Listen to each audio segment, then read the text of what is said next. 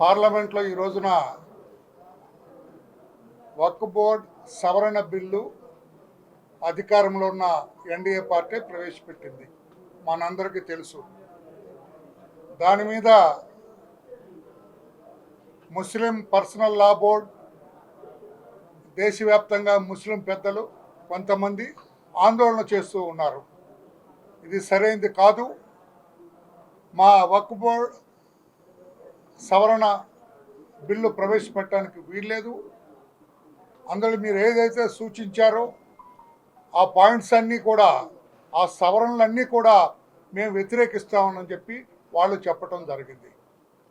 దీని మీద పార్లమెంట్లో జాయింట్ పార్లమెంటరీ కమిటీ వేయటం, వాళ్ళకి భారతదేశ వ్యాప్తంగా చాలా ముస్లిం ఆర్గనైజేషన్స్, ముస్లిం నాయకులు వీళ్ళందరూ కూడా వారికి ఈ సవరణలు చేయడానికి వీల్లేదని, ఒకవేళ సవరణలు చేయాలంటే వారు కొన్ని మార్పులు చేర్పులు సూచించడం జరిగింది. ఈ జేపీసీలో తెలుగుదేశం పార్టీ తరఫున మా పార్టీ పార్లమెంటరీ పార్టీ నాయకుడు, పార్లమెంటు సభ్యుడు శ్రీ లావు శ్రీకృష్ణదేవరాయలు గారు కూడా ఉండటం జరిగింది. ఆయన చాలా బ్రహ్మాండంగా తెలుగుదేశం పార్టీ అభిప్రాయాలన్నీ కూడా ఆ జేపీసీలో క్రోడీకరించడం జరిగింది, అభిప్రాయాలు తెలియజేయటం జరిగింది. వారు చేపట్టిన 4 ప్రధానమైన సవరణల్లో 3 అభ్యంతరం లేదని తెలుగుదేశం పార్టీ తెలియజేయటం జరిగింది. 4వది ఏదైతే ముస్లిమేతరులు కూడా 2 ఉండాలి ఆ వక్ఫ్ బోర్డులో అని ఏదైతే వాళ్ళు సవరణ పెట్టారో దాన్ని పునరాలోచన చేయండి. ఇది అనవసరమైన అభ్యంతరాలు లేపుతూ ఉన్నది, ఒక గందరగోళానికి శ్రీకారం చుట్టే అవకాశం ఉన్నది, పునరాలోచన చేయండి అని తెలుగుదేశం పార్టీ సుస్పష్టంగా తెలియజేయటం జరిగింది.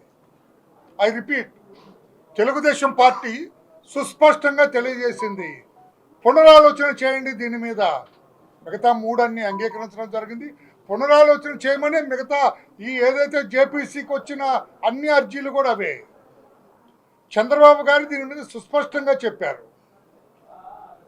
జగన్మోహన్ రెడ్డి గారు ఏనాడు కూడా మైనార్టీల గురించి ఆలోచించని వ్యక్తి.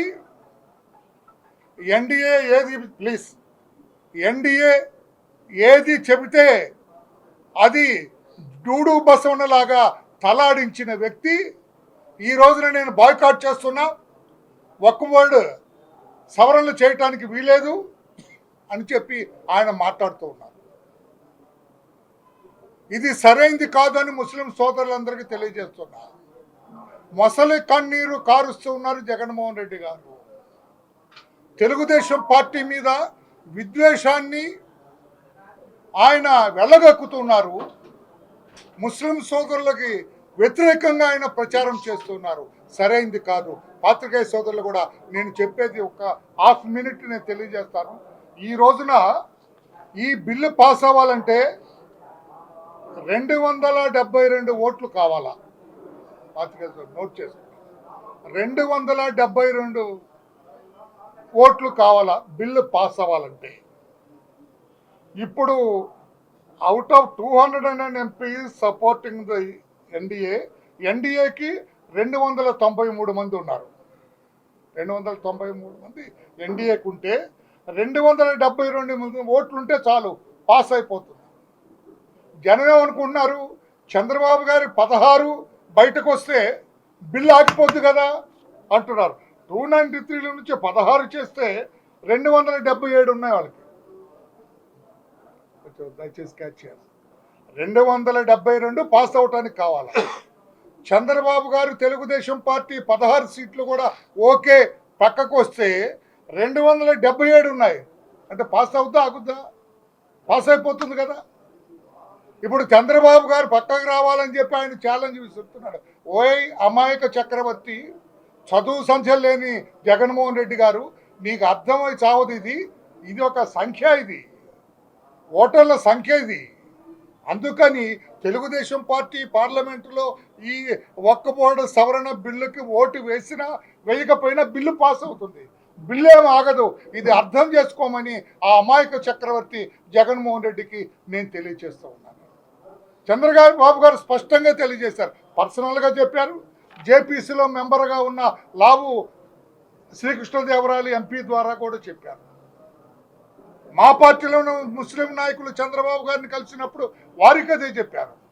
నంబర్ ఆఫ్ రిప్రజెంటేషన్స్ అమరావతిలో ముస్లిం సోదరులందరూ రాష్ట్రంలో పలు చోట్ల నుంచి వచ్చినప్పుడు కూడా అదే చెప్పారు.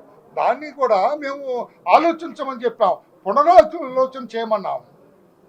ఆ ముస్లింకి సంబంధించిన దాంట్లో ముస్లిమేతరులు ఇద్దరు ఉండటం అనేది ఒకసారి పునరాలోచన చేయమని చెప్పటం కూడా జరిగిందని చెప్పి కూడా నేను తెలియజేస్తూ, దీని మీద జగన్మోహన్ రెడ్డి గారు కొంతమంది ముస్లిం నాయకులు ఎవరైతే కొంతమంది, నేను కామెంట్ చేయను ముస్లిం నాయకుల మీద, జగన్మోహన్ రెడ్డి మద్దతు తీసుకున్న ముస్లిం నాయకులను కూడా నేను కామెంట్ చేయదలుచుకోలేదు.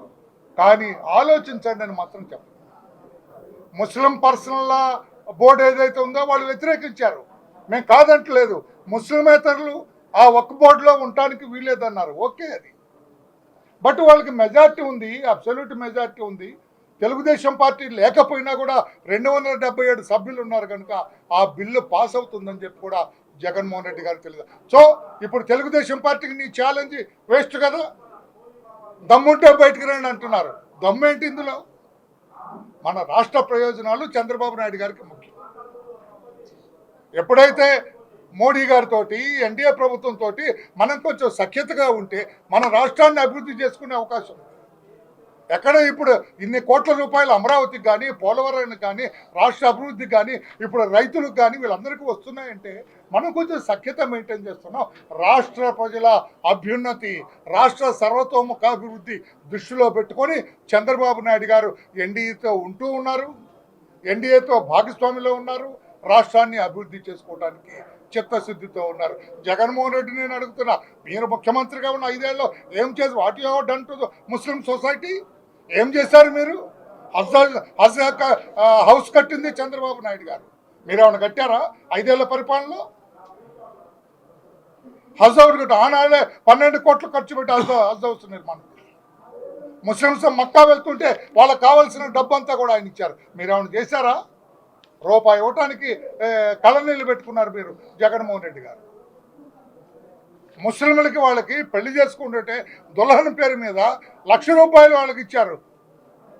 ముస్లిం మహిళలు పెళ్లి చేసుకుంటుంటే వాళ్ళు ఆర్థికంగా ఇబ్బంది పడుతున్నారని ముస్లిమ్స్కి పెళ్లి చేసుకునేటప్పుడు ₹1,00,000 ఇచ్చారు. మీరు ₹1 ఇచ్చారా జగన్మోహన్ రెడ్డి గారు? What is that nonsense you are talking to them? వాళ్ళు అమాయకులను భావిస్తున్నారా ముస్లిం సోదరులు? లేదు, మీ డ్రామాలు, మీ నాటకాలు, మీ వేషాలు, మీ అవగాహన రాహిత్యం పూర్తిగా ముస్లిం సోదరులందరూ కూడా తెలుసని చెప్పుకొని నేను చేస్తున్నాను. దుకాణం అమ్మకాలం అని చెప్పి ఇంట్లోనే వాళ్ళ దుకాణం పెట్టుకొని వాళ్ళ చేతి వృత్తులు చేసుకునేటట్టుగా సహాయం చేసింది చంద్రబాబు నాయుడు గారు కాదా? ఉర్దూని ఆంధ్రప్రదేశ్ రాష్ట్రంలో 2nd అఫీషియల్ లాంగ్వేజ్గా పెట్టింది చంద్రబాబు నాయుడు గారు కాదా? మీరేమైనా చేశారా? ముస్లిం డెవలప్మెంట్కి మీరేమైనా చేశారా జగన్మోహన్ రెడ్డి గారు? అందుకని ముస్లిం సోదరులందరూ కూడా నేను విజ్ఞప్తి చేస్తున్నా, తెలుగుదేశం పార్టీ ఎన్డీఏతో నడక, ఎన్డీఏతో కలిసి వెళ్ళటం రాష్ట్ర సర్వతోముఖాభివృద్ధికి కోసం అని చెప్పి నేను తెలియజేస్తూ, జగన్మోహన్ రెడ్డి గారి మాయలో పడద్దు, ఆయన నాటకాల్లో మీరు పడద్దు. ఆయన విషపూరితమైన ఆ విష జ్వాలలు మీ మీద ప్రయోగం చేయాలని చూస్తున్నాడు. దానికి మీరు పావులుగా మారొద్దని చెప్పి కూడా నేను ముస్లిం సోదరులందరికీ విజ్ఞప్తి చేస్తూ